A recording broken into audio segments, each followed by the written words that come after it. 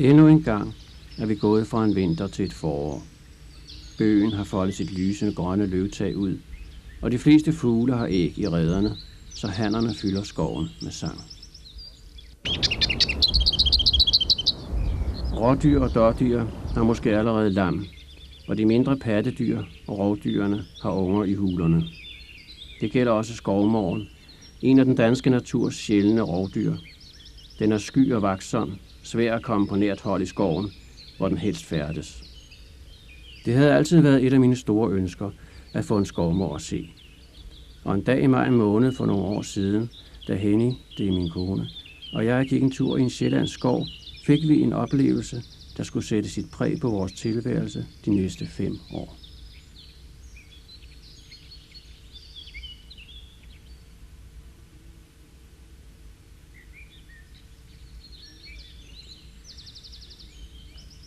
Ved foden af et stort bøgetræ lå noget i græsset og hvæsede.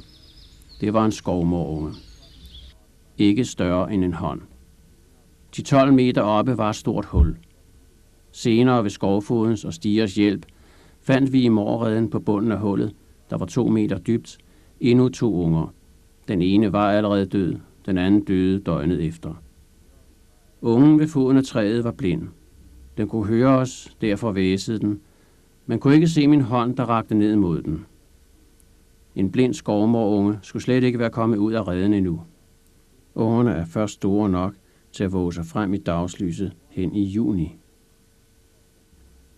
Moren må være kommet af dage. Hvordan det er sket, kan man så filosofere over. Men det er altså sulten, der har drevet ungen herud og taget livet af den søskende. Og så er det spisetid. Lugten fejler ikke noget, men han er blind, så der må en finger til hjælp for at lede på vej. Den første gang var det fingeren, han bed i, og tænderne var skarpe nok. Efter et par måltider af æg og lever som her, kom han så, og det var en han. Navnet, vi fandt på at give ham, var inspireret af ordet bisse, efter dette ords gode og let overførte betydning, og ordet elskling eller kærling, altså bisling. Og så er der middagslur. Under tiden kunne han sove et helt døgn. Til andre tider fik han berserkergang og styrtede afsted med lagte ører og krumryg. Det var især ved tandskiftet, at han sov meget.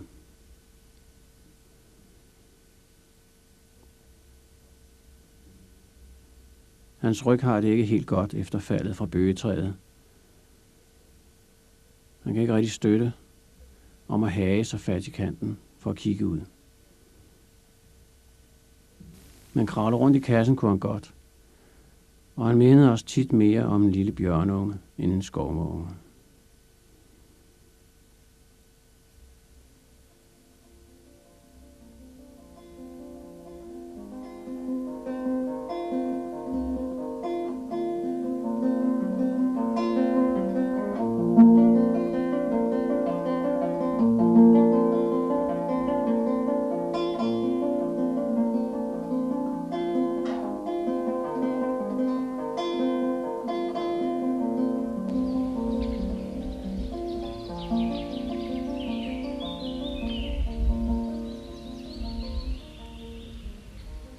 Der er nu gået en uge, siden vi fandt ham ved foden af bøgetræet.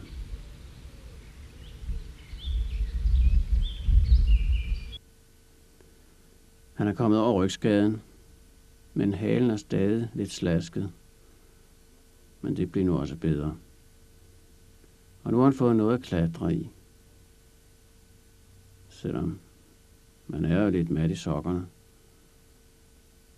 Og så har han fået en ven.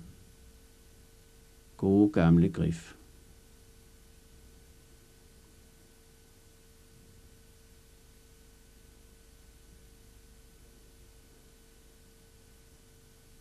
Det er nu også svært at klatre på en glat skjorte.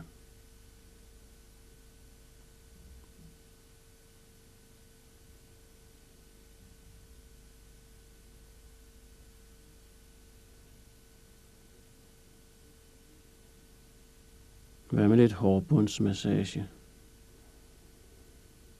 At få en skovmår i familien er en spændende og særpræget oplevelse. Der går mange skrøner om skovmåren, selv i faglitteraturen.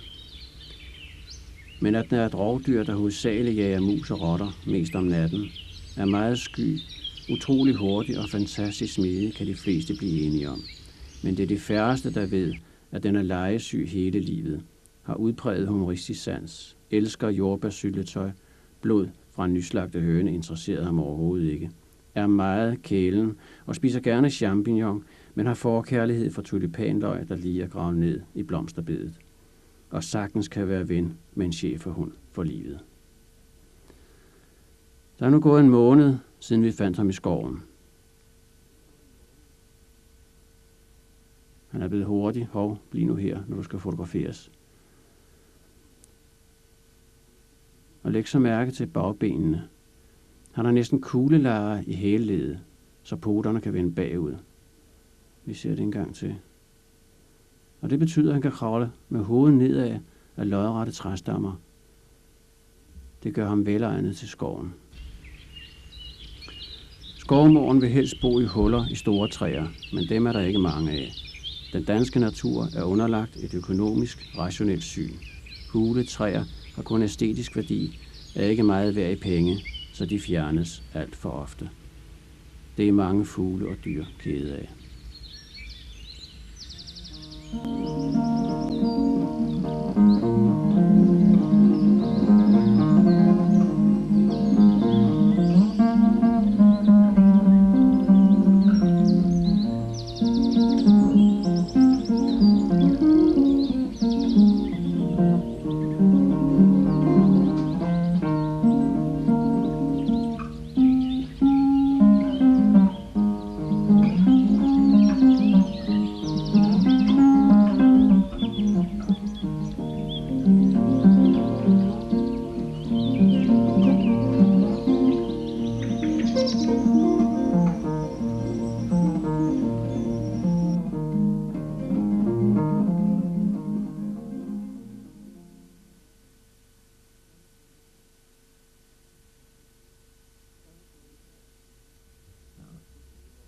Der er nu gået et år.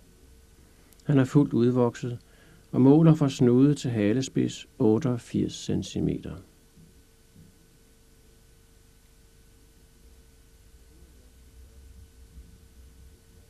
Da hende og jeg fik børn, fik moren sit eget hus. Et bur på 40 kvadratmeter, 2 meter højt, med egen hul træstamme.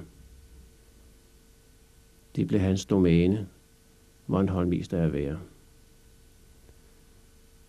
Og så hilser vi lidt på hinanden.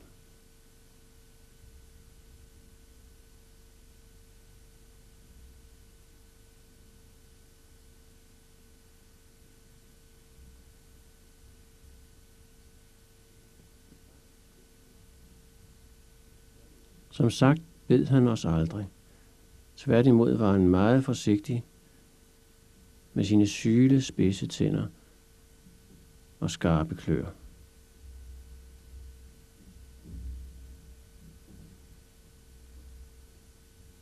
Men andre mennesker skulle holde fingrene væk.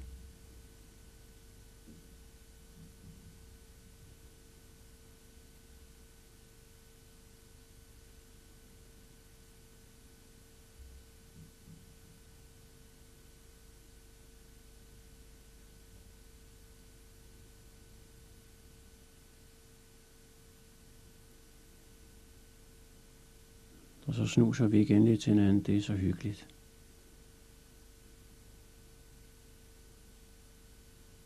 Hvad er det, du lugter af? Hvor må du har været henne? Nå. Hvad er det for et hul? Der vil jeg også være med. Det skal være mit hul.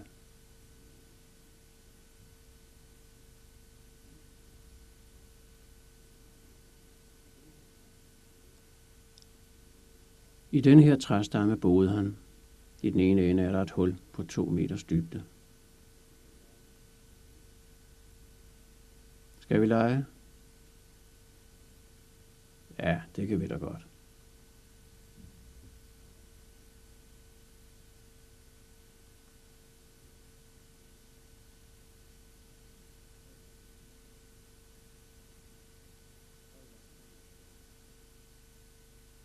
og i langsommere tempo, selvom det stadig kan være svært at se, hvad der sker. Hvis bislingen kommer til at bide Grif lidt for hårdt i læben eller ørerne, så piver Grif, og bislingen holder straks op. For det var jo ikke meningen.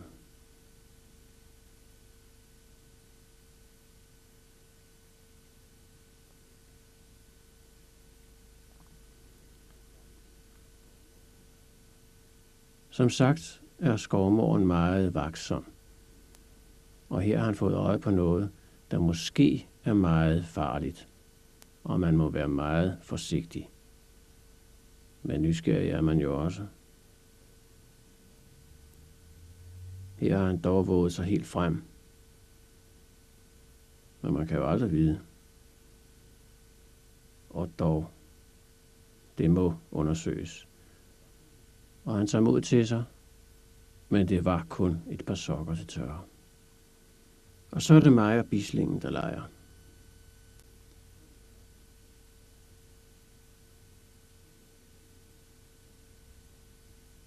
På grund af fotograferingen kaster jeg ham ikke ret langt. Det kunne blive op til 2 meter, og så sprang han 1,5 meter tilbage i min hånd. Det var håndleddet, han angreb. Det passer lige i størrelsen. I kampens side kunne jeg godt blive lidt med håndleden efterhånden, men ikke noget alvorligt. Læg mærke til, hvor smidig han er, og hurtig.